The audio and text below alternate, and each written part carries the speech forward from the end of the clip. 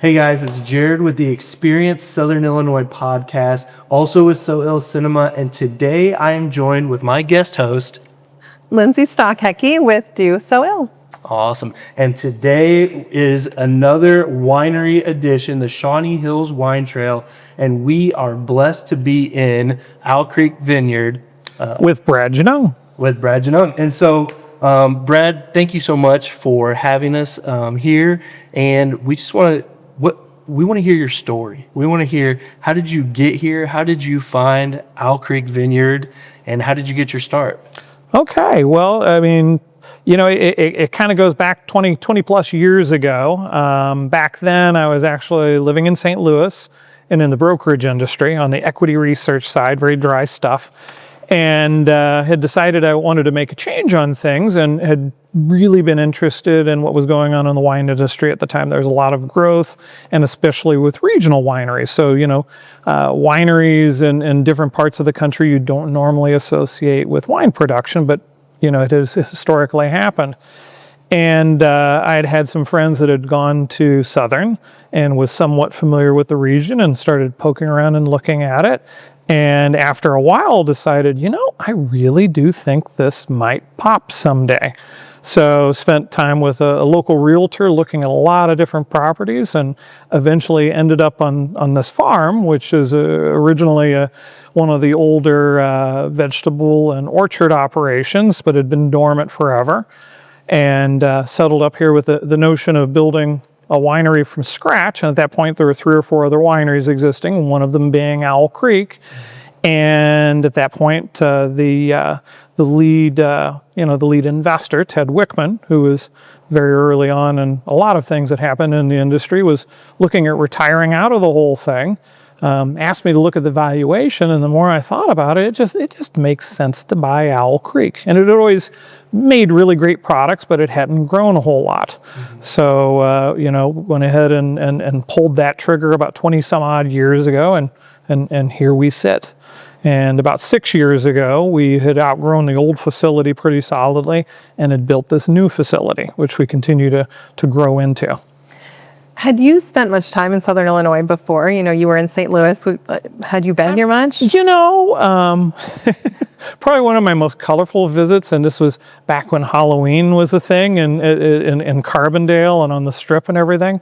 And when I was at Illinois State University, where I did my undergrad, came down with the rugby team. And, you know, rugby folks get into trouble, and they did. Yeah. And it was a very memorable trip. But also had friends who had come down here, and I'd always, you know, had really, you know, wasn't terribly familiar with Southern Illinois, but, you know, you look at a map, there's this big green thing on it. In all my visits, it was always very different from the rest of the state. So it was kind of intriguing to get a chance to explore it some more. Yeah, but kind of a huge leap of faith. A little bit, but, you know, one of the things I learned in the investment business is that when, you know, someone has an idea for a business or a company or something going forward, if it just sounds ever so little off, but it seems like they know what they're doing, they're probably really on to something. Yeah. Because I know when I came here, a lot of the locals really weren't sold that the wine industry was going to be a thing and take off. And actually, I suspect a lot of them thought I was on the witness protection program or something. You just run with it. They couldn't figure it out. It didn't make sense. Yeah. But, you know, here we are today, and I think it's been pretty successful. Yeah. So when you were approaching this, you talk about your business background beforehand. Were you approaching this from a purely business standpoint, or were you like, I also enjoy this, I also enjoy the wine industry and what goes into making good wine and stuff like that? Was it mostly business, or was it a little bit of both? It's a lot of things, and I'm kind of a research geek too. I don't do something until I've just thoroughly researched everything out of it and really fully understand what I'm getting into it before I go. So it made sense from a business standpoint. And then also, you know, I'd grown up in a rural area, and, you know, what does a bright rural kid do? They run off to the big city. And I did all the big city stuff and was kind of done with that. And, you know, I kind of really wanted to be back in a rural area. And then it was, it was really enjoyable to get the opportunity to build something brand new. Yeah. And, along the way, there were a lot of lean times, a lot of good times, but, I could have made more money staying on Wall Street, but not nearly as much fun. No Yeah. way. Yeah. And so, one of the reasons why we're doing this, one of the biggest reasons why we're doing this is the 30th anniversary for the Shawnee Hills Wine Trail. And you're talking about, there's been some learning curves, there's been some things as you've gone along. What has it been like being a part of the wine trail? Where since you started, were you always part of the wine trail, or did that come? Well, obviously that would have been before, yeah. So yeah, because Owl Creek was one of the founding members, so it was Alto, Owl Creek, and Von Jacob that had gotten the whole thing rolling, and then over time, all these other entities became part of the whole thing. It's a family, and you know how families are. There are times when you get along great, and there's times you don't, and there's times you agree and disagree. So it works a lot that way, but there's also this recognition that we support and really need each other. And at the core of it, the wine trail is a marketing cooperative. And as a marketing cooperative, what it does is it brings critical mass. So if you have enough stuff going on, people want to come see that and be a part of it. And I think one of the reasons that people want to do that is because we're doing something where we quite literally start with rain and sunshine and make all these very interesting products, and then create these places where you can experience and enjoy it. So, it's that connection. absolutely. One thing that we hear a lot more recently is community over competition, and the Shawnee Hills Wine Trail is an example of that. Before, like you said, before it was one of the earliest, in Southern Illinois, that was already happening. And so I think it's really great to be celebrating 30 years and see that like sustainability of that type of network, that type of community, even when it's like a family and it kind of can ebb and flow through the years as there's probably different ownership. Oh, yeah. But what do you feel like sets you apart, or like your pocket of that, of the Shawnee Hills Wine Trail, that is something that kind of, is like your guys' special piece? Right. Well, first off, I think one of the strengths, so we're a family and we cooperate on the marketing and we bring critical mass to each other, but we're also distinctly individual in how we approach it and how we do things. Since we're early days really on the region itself, there's a lot of leeway to really develop, different styles of wine, different approaches to it, and also just different approaches how people get to experience it. And then, one other tweak that we've done is about 15 years ago, we started, really researching hard cider. And we already have a winery on the trail and they're brilliant at it, by the way, Pomona, make really great apple wines and all that, but it's a distinctly different process to make those sorts of things. So, for us, we endeavored to create that other parallel thing. And to be honest, as a winemaker, it was kind of freeing in a way, because it's an old product, but it's made new again. Yeah. Because you've just brought all this stuff back.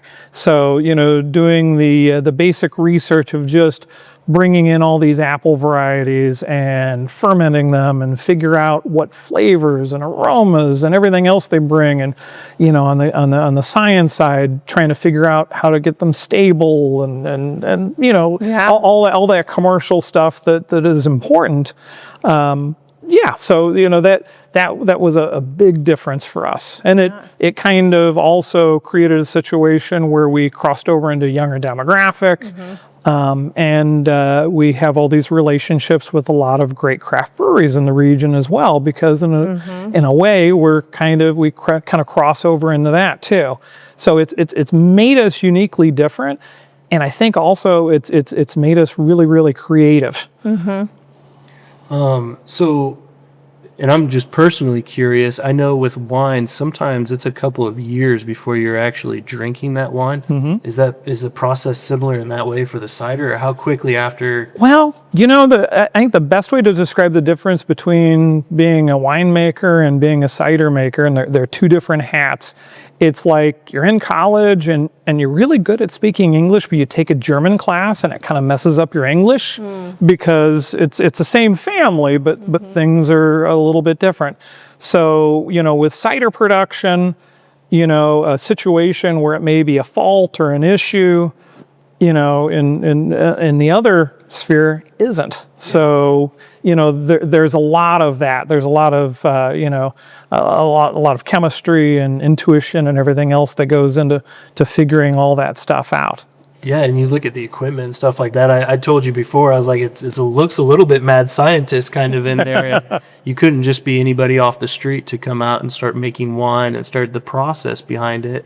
I had no idea it took years sometimes for wine to be, at its peak for drinkability and stuff like that. There's a lot of thought, a lot of strategy There is. And, also we'll sometimes get people who will say, hey, why don't you grow this? And I say, well, that would be new to the area. It would take me 10 years to figure that out because you'll bring in that new variety, plant a test crop of it, get an initial harvest, go ahead and fiddle with the winemaking process and see what you get out of it. So there's a long lead time to creating these new products.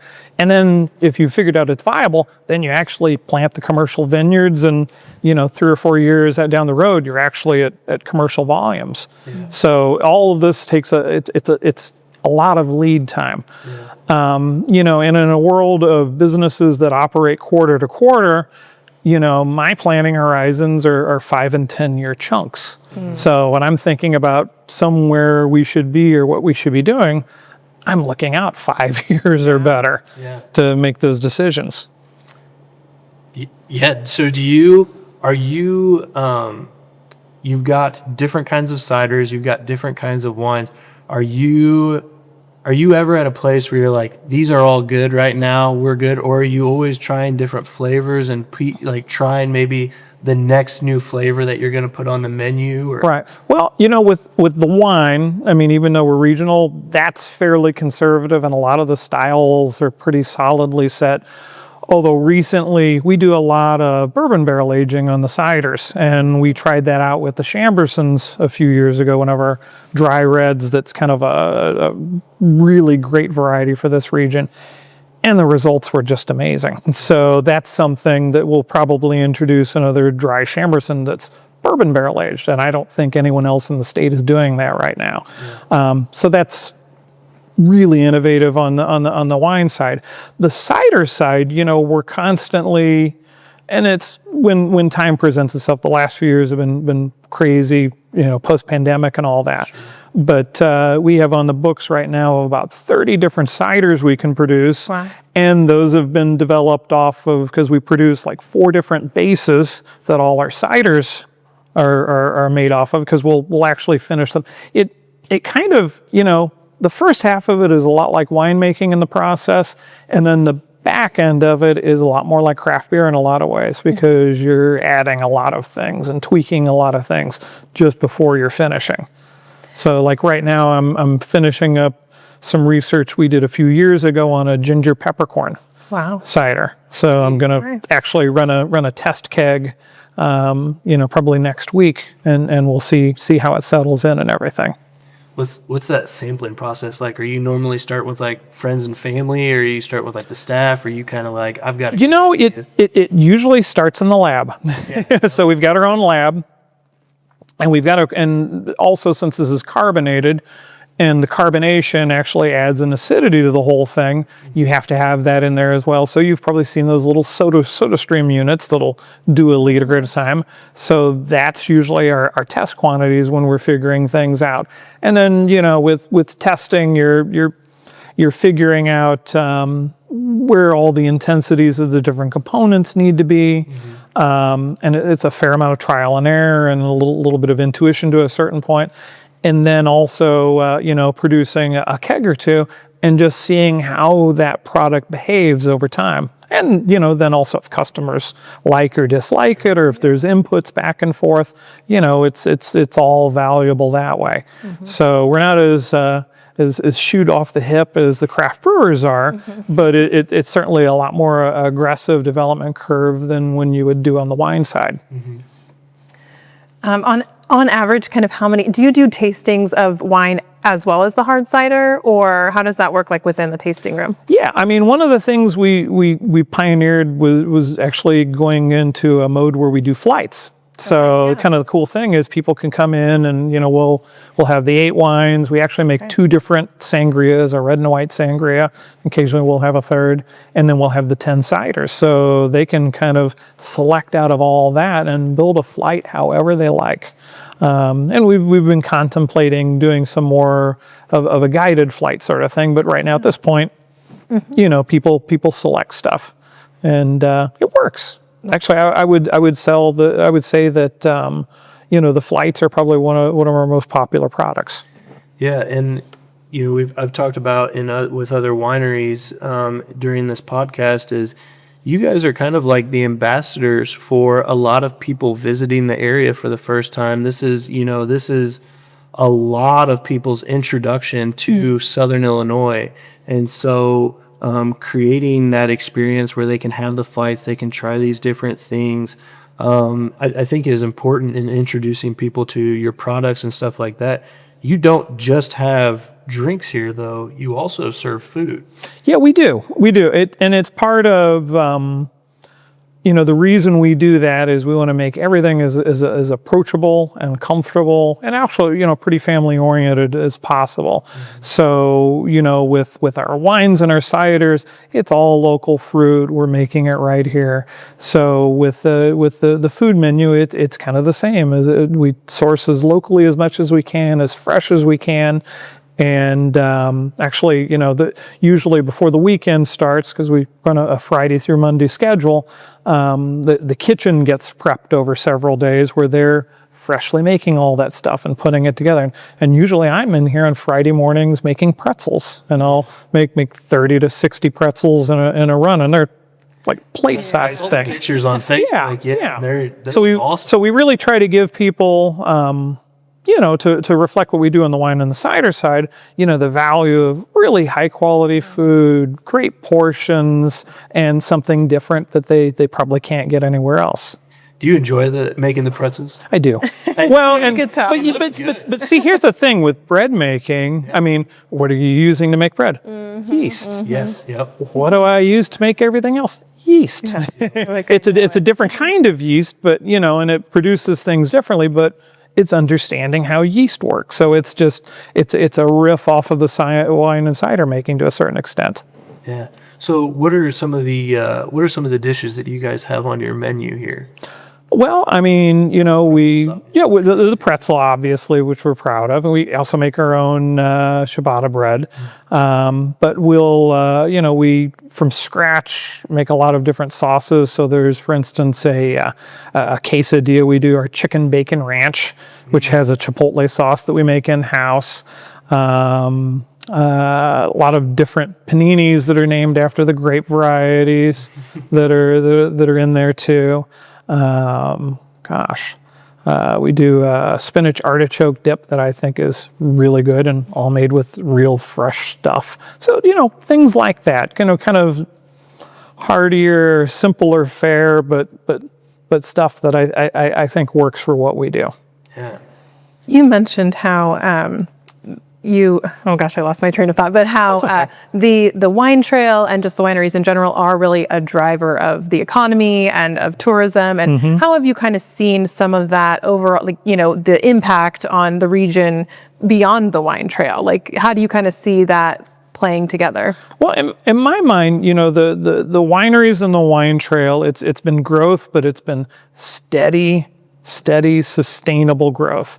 And it's also the sort of growth that has driven a lot of small businesses, in the community. So, for instance, in Union County where we're sitting, there's probably about 120 now, different B&B and cabin operations and such. Those are all dollars that are flowing into local pockets. Not to mention most of us try to find, all of our different supplies and such as locally as possible. And then, I utilize a lot of university students who, of course, are spending money here in the local economy as well. Yeah, how does that, do you guys do work with the fermentation department at SIU at all? I've got a former employee that works over there right now. But, actually some of our best collaborations have been with the forestry folks. Okay. Because the glorious thing about forestry people is they love the outdoors, they understand plants, and they don't mind getting dirty. Yeah. And, even though it looks all clean and tidy and everything, it's a dirty business because you're dealing with fruit and plants and soil and everything else to make all this go.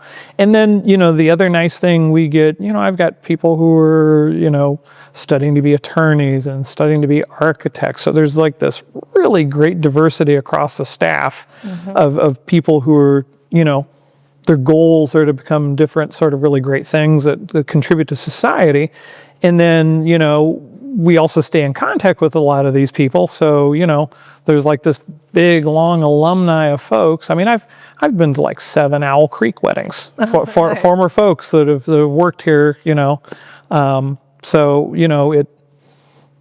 it's a really great connection. It's a really great energy about the place. And then, these people take with them these wonderful memories and a pretty unique job. Not a lot of people get to work at wineries. Yeah. And you beforehand, when we were talking about doing this podcast, you said something that was very important to you is the why behind what you're doing and the why behind this. And I'm curious, what is your why? What is, and has that changed over time since when you started it, the why you do this, the why you spend the time you do on the pretzels and the and the recipes? Well, it's a why it matters. And I think the reason, at least, why people come through the front door is they want connection to something that's very, very real. So you come to a place like this and you're dealing with the people that are literally, starting all this stuff out with rain and sunshine, shepherding the vineyards along and processing the fruit and helping with the bottlings and the keggings and, keeping this whole place going. So, and they're right here where it all happens. It's funny, we often get the question, it's all right here. It's like, yep. Starts from scratch right here. So, and that doesn't happen as often as it should anymore. Yeah, and Southern Illinois is so unsuspecting in so many ways, but I have noticed in my time working with the wine trail, everyone seems to be very generous with information too, with helping one another. And we talked about it. You talked about community, and we said that they were showing that community, that working together and collaborating before it was cool in Southern Illinois. But it does seem to be the trend and where things are going. I talk to Lindsay all the time. We both do tourism content, and in some places we would look at each other as competition, but the conversations that we've had, I feel like I'm a better videographer. I am better at showing off this region because of conversations I've had with Lindsay and other people in that space as well too. How do you feel like you've grown as a winemaker, even as a cider maker, from the relationship that you've had with the Shawnee Hills Wine Trail? Well, I mean, the collaboration is kind of a keystone to what we do, and it's very easy for folks to opt to be competitive, but it doesn't raise all the boats, which has happened for us. I've always enjoyed, having very frank conversations with other winemakers and people in the business and picking their brains about certain things and sharing things that worked and didn't work. And yeah, that's been and even when you go through the history, because so many things have changed over the years. I mean, 20 years isn't a long span of time, but in a way it is. And I was just, the other day at an event, spent a lot of time with Paul Renzaglia, and we were rehashing all these wonderful little silly things that we've done over the years and have learned from and have grown from and become better at what we do. So, I mean, and it's not easy, but, I think community is important to help drive these things. Yeah. Another thing kind of in the vein of community, I know you guys have live music here as well. So bringing out musicians, which is a whole other kind of industry. Can you kind of speak to that, just how, what that looks like and the artists you work with and kind of that Well, component. I have to give credit where credit's due. My wife collaborates all of that. Mm-hmm. But, the neat thing about music in Southern Illinois is all these artists know each other. Mm-hmm. A lot of them work in different bands and groups together, Mm-hmm. spend a lot of collaboration. And, they really enhance what we do. It's, once again, another experiential sort of thing. Yeah. I think one of my favorite, my personal favorites, there's this one group that we have come in, and they're bluegrass musicians. And usually I won't listen to bluegrass on the radio much, but when it's live, Much different, and these guys show up in their overalls and a mandolin with baling wire holding it together and all that, and they're down there, jamming and talking and playing, and the folks who are visiting the region are seeing this stuff, and once again, it's so authentic and so real. Yeah. It just feels so damn good. Yeah. Well, and we are so lucky to have so many talented musicians in this area as well too. I've spent a lot of time at Little Nashville and Marion, the Off the Rails concert series in Carbondale as well too, and going to the different wineries and stuff like that. And it's just every day I'm finding somebody else who's just an incredible musician down here in this area, and it's cool to be able to see that relationship. You have a relationship not only with other wineries, but now you have them with musicians as well too, artists in the area. But you said that you collab with some other businesses and stuff in the area with your menu and stuff like that. Did you say that? Yeah, to a certain extent. And then, also another thing, outside of the wine trail, there's actually a beer trail as well. Since we kind of cross over into that world with the cider side, we've built relationships with the local breweries too. So, that has been occurring also. That's awesome. So you've got food, you've got cider, you've got wine. And sangrias. And sangrias. And then one of the other things that you talked about as well too is you've got these sodas that are actually made. Tell me the brand again. It's Excel Bottling, and they're up in Breeze, so up by Carlisle. And the neat thing about them, they're also a brewery, so we have a relationship with them that way. But they make these absolutely brilliant little sodas, and it's these older brands like Frosty Root Beer, which it's a legacy brand, and they're under contract where they can produce all these things. So we keep a full line of that, and recently they started making some real interesting flavored teas, and they make a wonderful lemonade and that sort of thing. So, we have non-alcoholic options, here as well, and at the winery. Yeah. Yeah, well, and we had talked about So I Don't Drink. And so something that I think sometimes people don't realize that the Shawnee Wine Trail, is also for those who maybe don't drink wine. So, my family, we love to go and experience live music. We love to be outside. I mean, you here, it's so beautiful. And so I think that that's really something that is great that you guys prioritize, having the menu, having those beverage items that are still really intentionally, We're intentionally local. Yeah, really intentional. And I think that's something that's really, really special, that people can still have this experience with, even if you don't drink wine or cider, there's something for everybody here. Like you even said, with families, like younger kiddos. I think that's really a really special component of what you guys are doing. And I appreciate that. And I think that, there's a really big movement towards that. And so I think that's really, it's a positive thing to shine a light on the fact that you guys are a part of that movement as well. So that you put thought as a winery, cidery, that you guys put thought into the non-alcoholic options as well too, so that it's an enjoyable experience for anybody that's coming in the door. And so that's awesome. Talking about an enjoyable experience, we've been doing tastings at all of the wineries and trying the product. Would you mind if we got into it? We can taste a few. Awesome. Let's get into it. Alrighty. All right, Brad. So we are behind the bar right now, and we are going to try some different things. So what are we starting off with? Okay. Well, in the previous part of the discussion, we were talking about options without alcohol in them.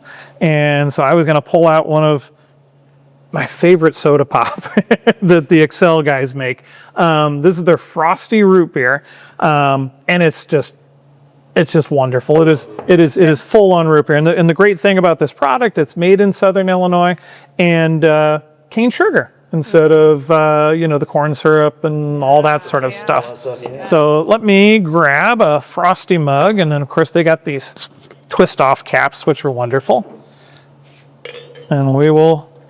Ready for it. I love root beer. Who doesn't love root beer? I know, who doesn't love root beer? Makes you almost want to get a big old dollop of French vanilla ice cream, Right. have it floating in there. Ew. So, Okay. Yeah. Okay. yeah, Southern Illinois root beer.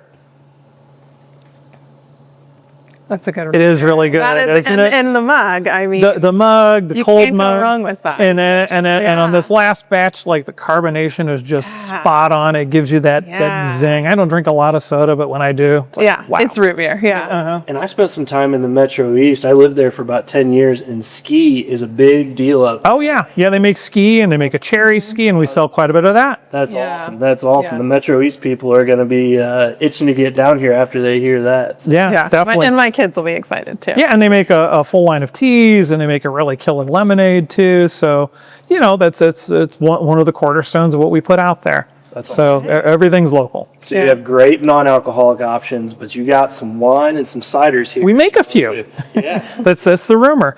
I'll tell you what. Do we want to start with some wines? Let's do it. Okay, and you were telling me you're a fan of lighter reds. Yes. So one of our wines it's pretty popular. It's a Chamberson, which is our key red variety in the region. Yep. And the neat thing about Chamberson, it's really versatile.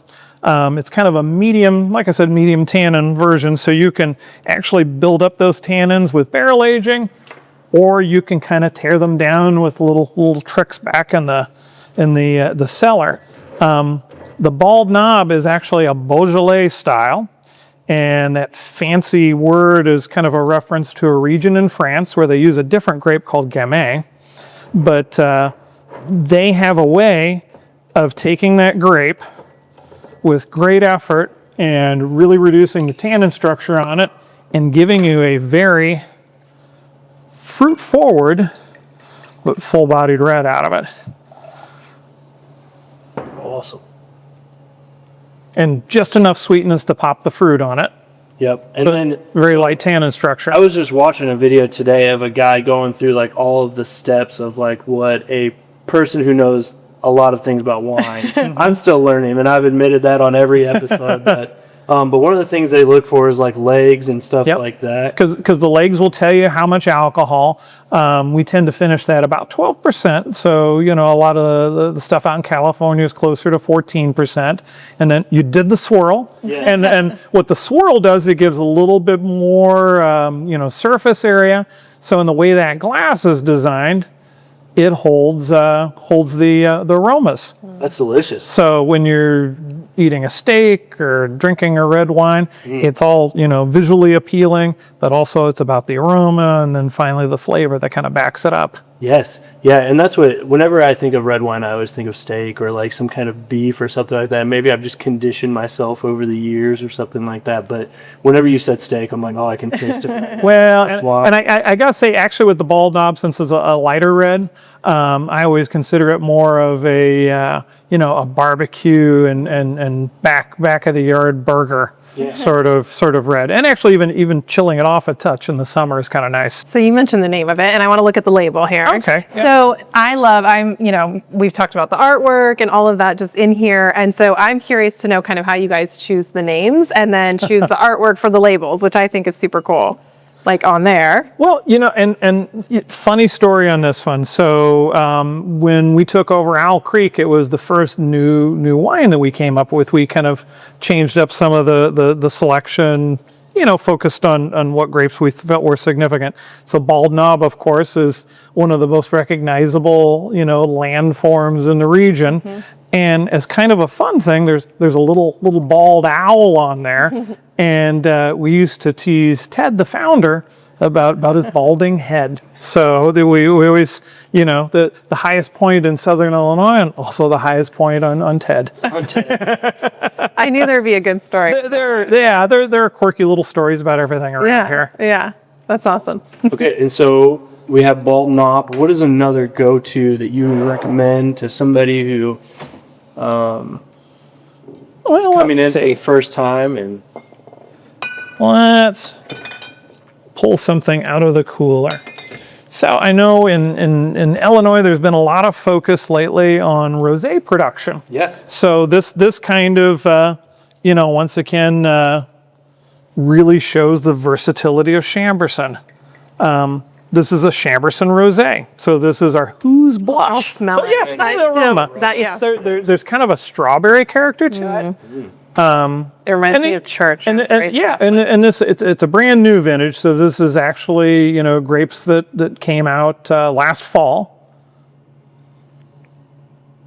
Oh, this is a little sweeter. It's semi-sweet. Yep. So you get this lighter color because there's very little skin contact because the color in grapes come out of the skins, and also a lot of the tannin structure and some of the heavier flavors and aromas as well. But if you give it a much lighter touch and you're just fermenting the juice, and also you're fermenting the juice with a different sort of yeast and different sort of temperature parameters, you get this much lighter, more delicate character. And so rosés don't have as long of a process then. Is that what you were saying? Yeah, there's no aging involved. So when you're talking about a wine that's light colored, light tannin, and even sweetened, after they've gotten past what we call bottle shock, where they've kind of settled in the bottle after all the filtering and loving and hugging and squeezing, they're as good as they're going to get. They don't age well because eventually the fruit and everything else will deteriorate over time. So typically these sorts of wines, a few years in the bottle, they'll be fine. But with your like heavier reds that you've aged in barrels to kind of really take the edges off, a lot of times those, if they're bigger, burlier wines, they do age well because it softens and takes the, like I said, takes the edges off of it to a certain extent. Yeah. And so you also have ciders as well too. Do they classify ciders as like a dry to sweet as well too typically, or is that? Typically, I mean, cider's pretty new, and there's actually a American, Cider Association where they've been wrestling with what are the different cider styles, and it's still a little Wild West in a lot of ways. And the ones we make, if you taste ciders from a lot of different parts in the country, are distinctly different because a lot of our methods are actually English. We've borrowed them from there. We were kind of an early adopter, figuring it out, and there was not a lot in the American market as far as how to make these things. And there'd been a tradition of Pacific Northwest and New England. They make still ciders up there, so no carbonation at all. So there wasn't a lot out there, so we opted to go the English style, and then had the opportunity to study with the folks at Cornell with English cider makers, so it kind of reinforced it. So with our stuff, especially some of the drier ones, and I'll have to say too that cider has a different relationship with air than wine does. Typically, if wine is exposed to air too long, it really erodes the character of it.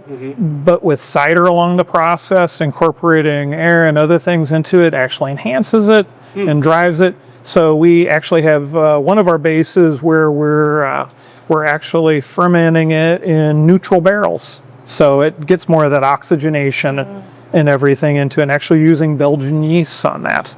So is this a lot of stuff that you have learned throughout the process? Like, and I apologize if we've talked about this already, but how you twisted into like the ciders and stuff like that on a personal level? Were you like, hey, we need cider? Did you personally like ciders to get into it, or did you see the movement happening? I saw the movement happening, and then we did the test runs on because I think we initially brought in about 14 different varieties, and there's a really standard yeast that we will use that is also used in champagne production, and it's a yeast that doesn't really change the flavor too much, because a lot of times you can use yeast to twist the wine in different directions to get different styles out of it. But this EC1118, it is just it highlights everything that it's there. So the first time we did it, we ground up small batches, pressed them, fermented, and then we got the whole staff together and we did the full organoleptic on the whole thing. And when we did that, it just blew my mind, because you just think an apple tastes like an apple. But the same thing can be said for grapes to a certain. Oh, a grape tastes like it. No, there's all these little subtleties and cool, wonderful things. And we discovered, what things worked really well and other things that just were unstable and untenable and et cetera. So it was this big discovery process. And I think after we did that initial discovery process, I was kind of hooked. Yeah. Because it's like, this is really interesting and no one is doing this. We get to tell people what cider is supposed to be. Yeah. Which is kind of heady and fun. That's awesome. That's awesome. So even as a non-drinker, I really appreciate the aromatics of wine. And is cider the same in terms of the scent of it, or? It's a lot more delicate. Okay. So a well-made cider, so the alcohol is lower. Okay. You also have the moving target of dealing with carbonation and keeping that stable. Yeah. And then the spoilage issues are completely different. The main difference between working with wine grapes and cider apples is that the sugars are much more complex in apples, but the acids are much simpler. Okay. And with wine grapes, the sugars are your primary driver to make alcohol in that. With apples, there's actually some sugars that aren't even fermentable that are in there, so it impacts things. But the acids degrade so easily in apples, so it's once again that thing that kind of rhymes. Yeah. But the neat thing about the ciders is you can innovate with all these different flavors and borrow all these really interesting things that the craft beer folks have developed over the years. So, dry hopping, but not necessarily using hops. We have a cider that's actually dry hopped with toasted coconut. Wow. Stuff like that, utilizing pineapples and dark cherries and all these, and all these flavors. It's all real stuff. So, over the years, we've done a lot of R&D, figuring out what works, what doesn't, what will stay stable over time, what won't, and just, it's this continual learning process. It's fun. It's fun when it's all brand new and you're figuring it out fresh. Yeah. I've heard people call it building the plane as you're flying kind of thing. A little bit. I mean, I would say truly the craft brew guys are like that, because they'll come up with an idea and by the next day they're running a big production run of it. I am not that brave. I'm much more of a winemaker about it. So Foot in the water. yeah, I'll dip my foot in it. We'll ferment up a couple of batches of a new base or something, and then we'll just very methodically try different things and try to break it. Yeah. Do you see, does it seem that people that are they're only trying cider or does it generally, like, you have customers kind of want to try both? Like, how is that? Yeah, it's a lot of times it's a mix. I mean, you'll get people in here that are just all about hard cider and very excited about finding craft hard cider. Yeah. And then other folks that have never done it before and are trying it for their first time, and they're kind of amazed. And then also discovering it's not like the factory produced stuff that you find in the stores. It's a very different animal. Yeah. So, I mean, one of the things we do with the flights is we have it set up where people can put the wines, ciders, and we make our own sangrias too. Okay. And they can mix and match however they want, so they can explore a lot. Oh, you'll have to do a mix. Yeah, that's a great. Yeah. For the people. Yeah. For the people. Really cool. Let's try some of these ciders. So Okay. What do you recommend? Well, let's see. You know what? I think you would find this very interesting. Our blueberry basil. So this is a cider. This is done on our bad apple base, which is a crisp green apple base. And look at that head on that. Oh my gosh. And then we're using Michigan blueberries in there. And then we're also using... I want to smell it. Yeah, the smell is really great on that. So there's sweet basil in there too. And the sweet basil... You can smell the basil. Well, and it's almost, in this, it almost has a character like a really big pico tea, but with all this extra stuff going on. Yeah. That's delicious. So one of the things we've discovered, there are different fruits that really play well with different spices. And then the key is to get those two working, and then also that crisp green apple, bad apple cider base is in there as well. So you've got until it's alcohol. no, it's lower alcohol. Yeah. So it's running about 4% or so. So the alcohol doesn't get in the way necessarily. It's never terribly hot, but it's in there. Yeah. That is very good. And then, then the other issue, since we're forced carbonating, is making sure that that carbonation is stable, which means as you're drinking it, it is slowly releasing that CO2 that creates the carbolic acid that gives that glorious little tingle on the tongue. Yeah. And that little apparent kick of acidity that balances all those other flavors. Yeah. So if it didn't have the carbonation, It'd be very flat. It'd be a very different animal. would it be like a juice, or it would just not really work? Like I mean, it would be a still cider. Yeah. But if Okay. if we kept that recipe like that, Yeah. we would have to actually build the acidity another way. Okay. I mean, typically with apples, malic acid is the where you go to. Okay. But it wouldn't have that effervescence that the carbonation really gives to it. Yeah. Well, I love that you're using stuff just besides the apples, like you were talking about using the coconut and Oh yeah. blueberry and basil, like bringing these. I would have never thought blueberry and basil together in a flavor, but man, they come together so They well. really do. It's really neat. So there's a lot of different combinations like that work. We've got, and it's a little out of season right now, but there's a pumpkin cider we I was do. going to ask what that punky night. So the way the pumpkin cider is, we're actually going ahead and doing a tea of the pumpkin itself. So the whole pumpkin. Do you grow the pumpkins? No, we don't grow the Okay, pumpkins. So we don't do that. Actually, Illinois is one of the biggest pumpkin growing states, and Yes. I think it is the leading pumpkin growing state in Illinois. Yep, up by Morton and all that. So the Libby's folks. Yeah. So we bring some of that pack in, and then we will go ahead and bring it. We'll basically put it in water, bring it to a boil, and then we're adding all these different spices that you associate with pumpkin pie. So the nutmeg, the cloves, the cinnamon, and then the allspice is kind of the backbone of that. Yeah.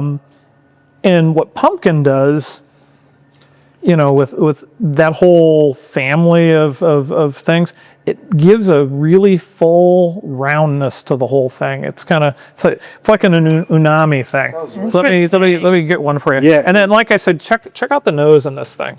You would swear your nose is over a pumpkin pie. Okay.